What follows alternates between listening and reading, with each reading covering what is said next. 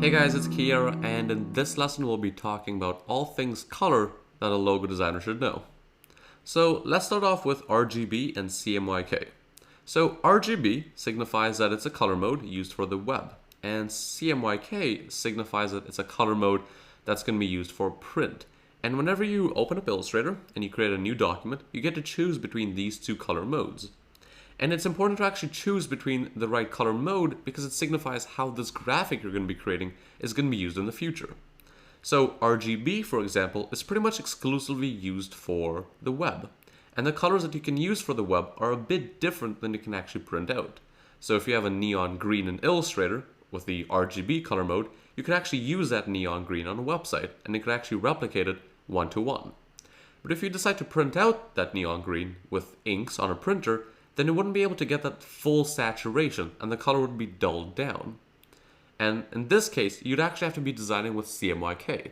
Because if you're not designing with CMYK in this case, if you're creating a logo with RGB and you select all these colors and you send it off to the client, they love it, they put it on their website, and then they take that same logo with RGB and they send it off to a printer for business cards, they're going to get much different values. And they're going to get those reds that are much more toned down, darker blues, and the colors just won't be the same.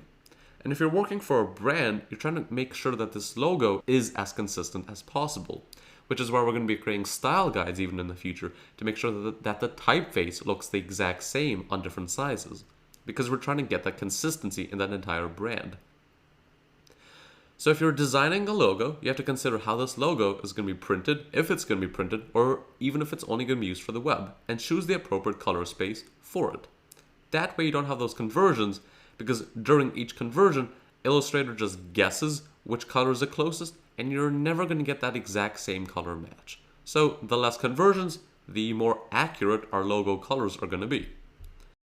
And on the topic of these colors, it's also called gamut. That's the term for the actual range of colors that we can get through each color mode, or the actual scope. So on an RGB, you can get those really saturated colors, but on CMYK, those colors are limited. And we actually have a graph for that. It's these three. So the eye symbolizes the actual visible spectrum. So it shows that the colors that we can actually perceive. The RGB shows the colors that we can actually show on web, anything that's really created through those three colors, usually anything with pixels or LEDs, etc. And CMYK is an even smaller portion of that RGB, and those are the colors that inks can actually reproduce. And it's interesting to note that RGB to CMYK, you'll actually see those colors being dulled down. But if you go from CMYK to RGB, then it's pretty much going to be the same colors, just expressed differently. And that's because those values overlap, and there's not going to be much difference. So now let's actually expand upon the topic of conversions. So like we said before, if we go from RGB to CMYK, we're actually going to drop some of those saturations. But if we go from CMYK back to RGB, we're not going to see any differences. And that's important to note, because once you go from one to the other, it's more like a linear approach. You can't exactly go back in time and retrieve your saturations. So let's actually go into Illustrator and quickly demo this idea. So in Illustrator, I'm going to create File, New, and I'm going to create a new document. It's going to be in the RGB color space, and I'm just going to call it Logo Core. I think the sizes are fine, and click OK. So now let's just create some few colors, just so we can actually see if there will be any changes when we go from RGB to CMYK. I'm going to get a purple.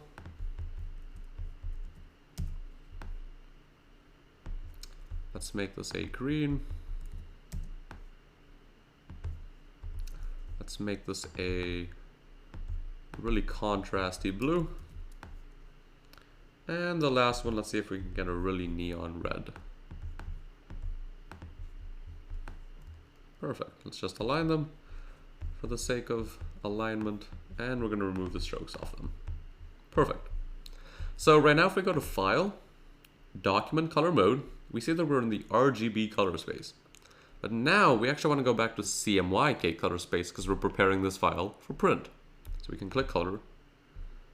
And we see that some of the colors actually lost some of their saturation. Barely noticeable, but it still happened, and we have to keep this in mind. But now that, let's say that we just lost those saturations in the color and we want to go back to RGB to retrieve them. If we go to File and click RGB color, you'll see that the colors stay the same just because there's no more conversions to be made. Those gamuts are overlapping, so you won't really see a stark difference in color. So on the topic of conversions, there's actually one more color space that's often used for logos. And that's because the logos usually don't require 15 different colors, but can usually be limited to 2 or 1. And this color system is called Pantone. It's a system for matching colors used in specifying printing inks. And Pantones are usually called spot colors. And CMYK is called process colors. So on the gamut of Pantone, it's located in between CMYK and RGB. They have a slightly higher scope than the CMYK. And it proves that Pantone can be sometimes especially useful for logo designs. So on the first advantage of Pantone, it's much more accurate than actually using CMYK. Because with CMYK, when you're actually printing these colors, it's just overlapping those 4 colors over and over each other until it gets as close as possible to the specified color. Meanwhile, Pantone doesn't really overlap colors in a print. It's more like an ink base, so it's already pre-made before it actually starts laying out the actual shape of it. Because with Pantone, it's more like a recipe. Once this recipe is created, it can be used pretty much anywhere, and the consistency is 100% accurate, because that recipe is never going to change. With CMYK, that recipe might sometimes change, just because there's always going to be those inaccuracy, just because you're overlaying colors on top of each other, and there sometimes might get skewed in values, and it's a bit harder to predict. Pantone colors are much more effective as well, because it's called 2-color printing. Because with Pantone, you don't have to have these 4 colors like you do in CMYK overlap each other until you get a certain color. With Pantone, if you only have 1 color, and you're only printing 1 color, it ends up being much, much cheaper. And with the Pantone matching system, it allows you actually to predict the results of whatever you're going to be printing. Because you actually get these physical books that you can actually look through all these colors, and it actually shows you how that color is going to be printed on specific paper. So Pantone 6674 green is going to be printed like this, uncoded, and like this, uncoded. You can actually see it in front of you. You don't actually have to predict how the CMYK is going to come out, if it's going to lose contrast, or how it's going to look on this specific paper. You can actually see it in front of you. And that's a huge advantage when it comes to printing something. And we can actually see it in this diagram, how with CMYK, you actually have these little 4 dots just overlapping each other consistently to create a color. Meanwhile, on the right-hand side, you just have this ink, and it just prints out the logo consistently. And no matter where you are, as long as you're using that spot color, it's always going to come out looking the exact same. But there's a slight drawback in the way Pantone works. Because, like I said before, whenever you convert colors in Illustrator, there's a chance of it being inaccurate. And with Pantone, we're actually trying to eliminate all these inaccuracies. But if we're converting to a Pantone spot color, then it's 100% that we're going to run into some type of inaccuracy. So if you're going with CMYK, and you start converting to Pantone, that Pantone color might not match up exactly with that CMYK, because the Illustrator just simulating what kind of Pantone color would look as close as possible to that CMYK value that you're supplying to it. So it's an inconsistency. But if you have an actual Pantone color book in front of you, it will usually say, in the bridge books at least, how you can convert that Pantone color to CMYK. And on the left-hand side, you'll see the Pantone color in its spot color process, where it's printed using Pantone. And on the right-hand side, you actually see the CMYK conversion. And that's the conversion that's as close as you can get to that specific spot color. And that's pretty much the process you should be using if you decide to go the Pantone route. Pantone's just simulating the color in Illustrator. You're not going to be exactly sure how that color is going to come out on coated paper or uncoated paper. And that's pretty much the advantage of having an actual physical copy of a Pantone Bridge uncoated guide or solid uncoated or coated guide in front of you, so you can actually see the final result before you actually start designing the result. Hopefully that makes sense. So if you're just designing a logo, it's perfectly fine just to go with CMYK and just supply the client with that type of file. But if the client is going to be printing out thousands of these logos across millions of different platforms, then it's also helpful to supply a Pantone color in addition to the CMYK and RGB, just because it can sometimes end up being more cheaper for the client, and it could be more accurate for you to actually get the same color system going throughout their entire brand. But if you do go through that process, I do recommend you actually get a Pantone book in front of you before you start deciding on the actual colors that you're going to be using in your logo. So let's get into Illustrator, and I'll demo a few conversions that we can do inside of Illustrator. Now let's talk about the practicality of actually using that theory that we just learned in Illustrator. So like we did before, we can create any color in the fill menu, and let's just create a pink color. But we can't actually create a color palette this way, because if we create a new fill color, it's just going to forget about the previous color that we had. In this case, we're going to use swatches to actually remember the color that we chose and store it for later.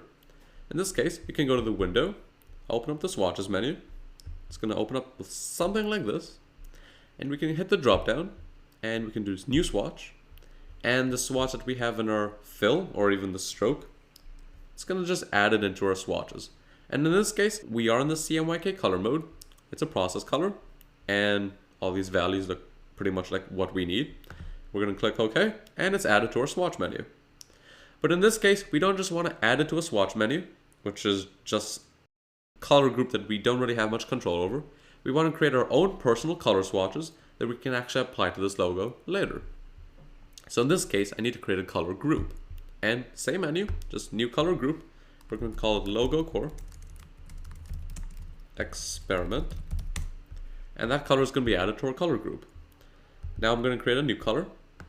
I'm going to make it a unsaturated blue. I'm going to do the exact same thing, new swatch. I'm going to drag it into my color group. And I'm going to make one more. So let's go from blue, and let's just choose a darker orange. Same idea, and add it to a new swatch. Drag it into our color group, and there's that. That's the manual way of creating a color palette. But oftentimes, I'm not that great with actually choosing these colors, to be completely honest. So I usually sample other people's color schemes so I can actually sample and filter through what looks good and what doesn't look good for a particular logo that I would be working on. So in this case, Adobe actually has a great app called Kuler, where you can actually sample other people's color schemes and just apply it to your own logo. So we're going to open it up just by typing Adobe Kuler into Google, and it'll be the first result. We can go to Explore, and there's a bunch of colors for us right here to use. So I'm going to go to Most Popular, and I'm just going to grab something from this month.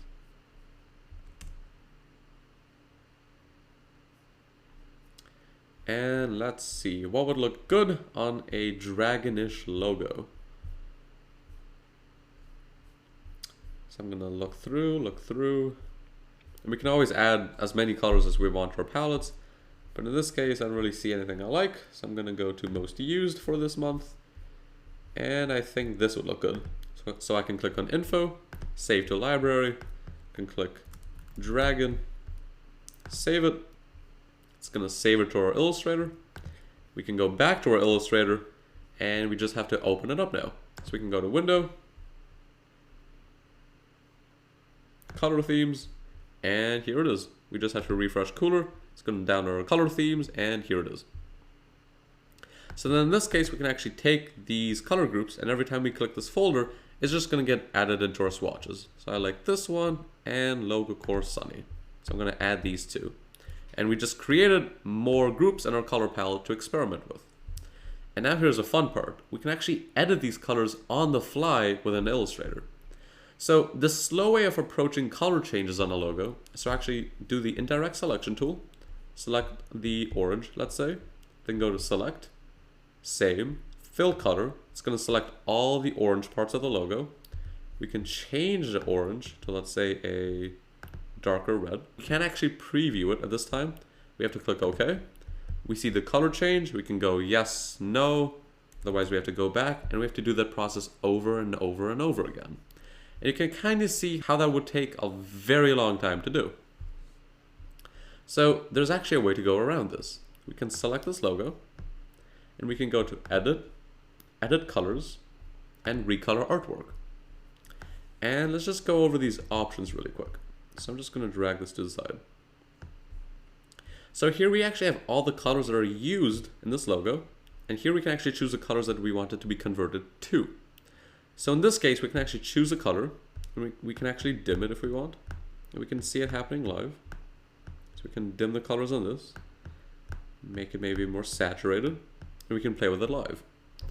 We can also just import a color palette and just apply a default color palette that we currently have and pretty much just apply it to a new color palette. So we're just overlapping the colors to the ones that we want to play around with. So in this case, let's just do the copy of Firenze. That's a color scheme that we have. I click it and it automatically just imports the color schemes onto our current logo.